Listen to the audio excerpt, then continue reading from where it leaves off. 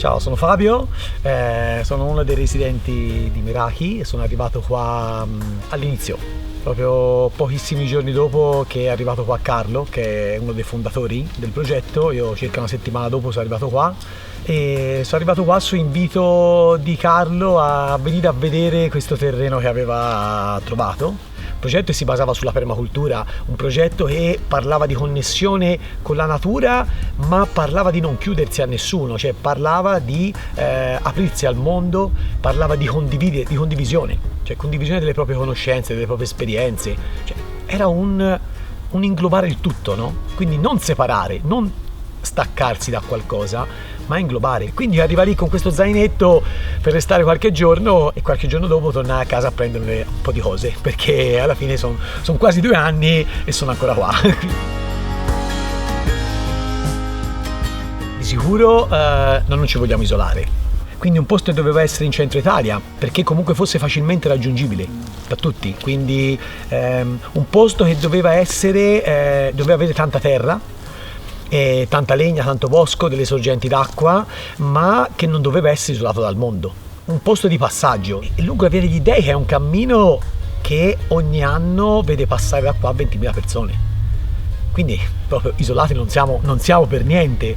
E poi ci piaceva il fatto che, essendo tutti viaggiatori, ci siamo fermati lungo un luogo dove il viaggio continua.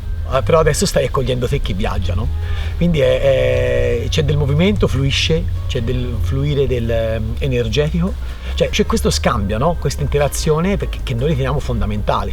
Cioè, fare rete è, secondo noi, proprio il futuro, cioè, anzi, il nostro presente ideale. Ecco, noi non abbiamo un concetto di futuro, abbiamo un concetto di presente ideale su cui vogliamo appunto spingere, su cui portiamo le energie e fare rete non solo con le realtà come la nostra, quindi come altri villaggi, progetti e comunità, ma a fare rete proprio col territorio, perché noi viviamo qua.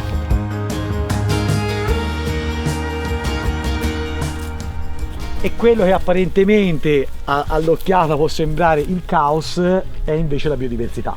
Certo. Quindi noi comunque per scelta decidiamo di non, come dicono, togliere le erbacce, come dicono tanti, no? Cioè, il concetto permaculturale è proprio quello, no? Utilizzare al massimo le risorse della natura, quello che già hai a disposizione, per ottenere massimo risultato al minimo sforzo. Quindi se io ho già gli antiparassitari naturali, perché andare a toglierli? E come vedi, tutto recuperiamo. Questa è la vecchia caldaia, l'abbiamo smontata. Questi sono pannelli che abbiamo recuperato da un altro posto. Questo è il nostro pieno. Questo qui è cippato. Bello. Questo qui alimenta la caldaia, ci scalda e ci dà l'acqua calda. Fantastico. Cioè, il nostro progetto è un progetto che segue uno stile di vita permaculturale, quindi cerchiamo proprio di riutilizzare qualsiasi risorsa possibile, immaginabile, anche qualsiasi oggetto che troviamo, che ci regalano. Siamo abituati in una società dove quando ti chiedono come stai, semplicemente rispondi sempre bene, perché non hai voglia di star lì a dover spiegare se c'è qualcosa che non va, prendersi cura di se stessi, cioè capire quanto è importante prendersi cura di sé, partendo proprio da chi siamo. Quindi senza mentirci tutti i giorni, senza doverci tutti i giorni mettere una maschera davanti o un sorriso falso perché non stiamo bene, perché dobbiamo andare al lavoro, far vedere che siamo pronti, che stiamo sempre bene, che va tutto sempre bene, quando non è così.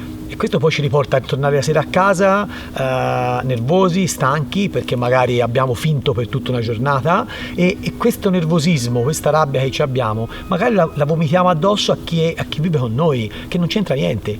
E lì nascono litigi, nascono incomprensioni, l'altro non capisce, è tutto una catena, un effetto domino che non lo controlli più.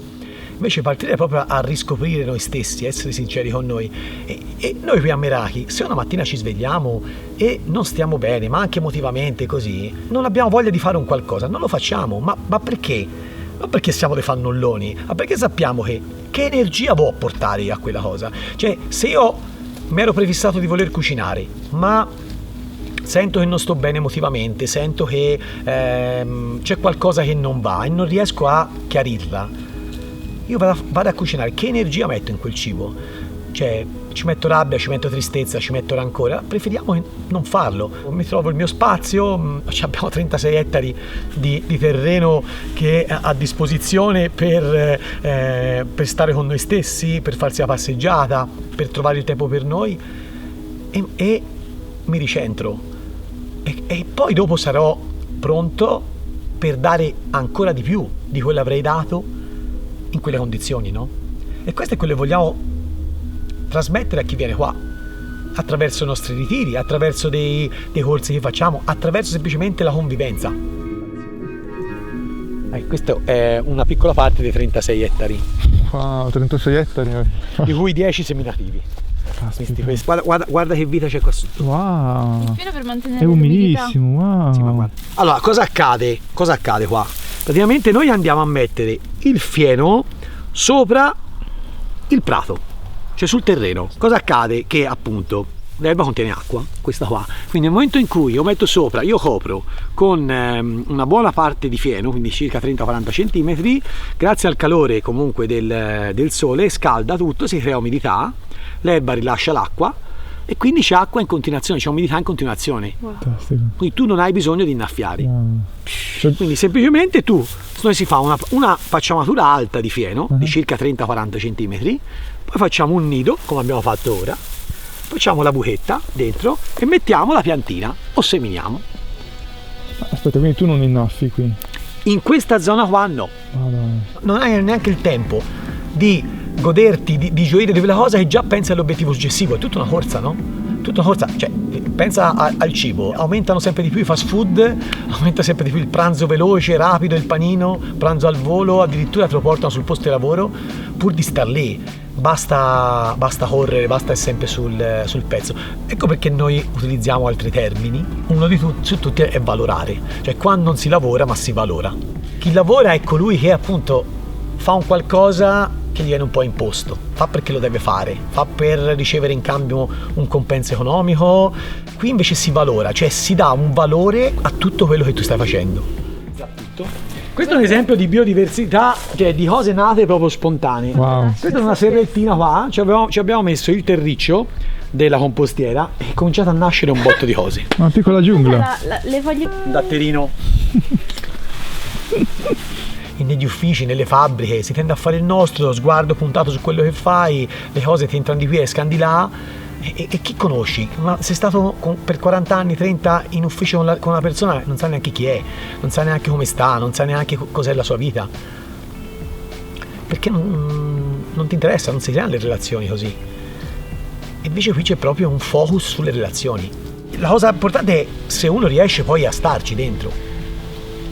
Perché qua capita che arrivano persone che semplicemente guardando un post su Facebook, cioè ti scrivono e ti dicono io voglio venire a vivere lì, ma non sai cos'è, cioè perché c'è quest'idea, no, di scappare da qualcosa che non ti piace e io dico ma perché devi semplicemente scappare senza pensare prima a dire ma cos'è che non mi piace, senza veramente capire cos'è, perché stai andando in un posto che non sai cosa trovi, dove non sai cosa trovi. Quindi conoscere la visione, conoscere qual è la nostra visione, quali sono i nostri valori, qual è il motivo per cui siamo qui e dire anche cosa posso portare a questo progetto. Cosa? Tutti i volontari vengono qua, si mettono a disposizione non solo per fare quell'attività che gli chiediamo noi, ma anche per tirar fuori il proprio talento, no? Le proprie idee. Cioè noi vogliamo che le persone che vengono qua siano creative.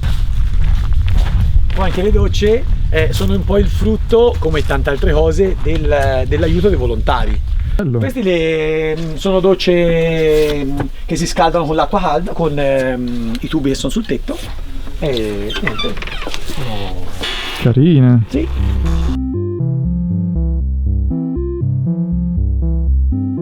C'è qualche... te immaginati, ti metti a sedere qua e... Sì, è bello, effettivamente, adesso perché ne ho viste carine, ma questa se le batte tutte. Con calma, abbiamo anche di Land Dog se ci interessa, quindi per metterci un attimo di... Per me non c'è il giusto o lo sbagliato, c'è quello che fai. Qualsiasi scelta tu fai nella vita, nessuno ti dirà mai che è quella sbagliata o quella giusta. È quella che tu hai scelto di fare in quel momento lì. Io porto sempre questo esempio, no? Quando spesso ci lamentiamo che magari pensiamo di aver fatto una scelta sbagliata perché quella scelta ci frena, ci porta un contrattempo, ci porta un imprevisto, ci tocca di far fare delle cose, ma perché deve essere una cosa negativa? E metti che se magari quel contrattempo mi ha salvato da un qualcos'altro che mi poteva accadere. Quindi quel freno mi ha messo lì e mi ha detto no, non ci andare là, ti ci faccio arrivare dopo, no? Magari io ci volevo arrivare subito, però chi mi dice magari quel contrattempo non mi è stato utile per salvarmi? Non lo so, ma il fatto di dire appunto non so se poteva andare peggio o meglio, perché devo pensare che doveva andare peggio, capito? Quindi l'idea è dire ok, però ogni giorno può essere l'ultimo veramente.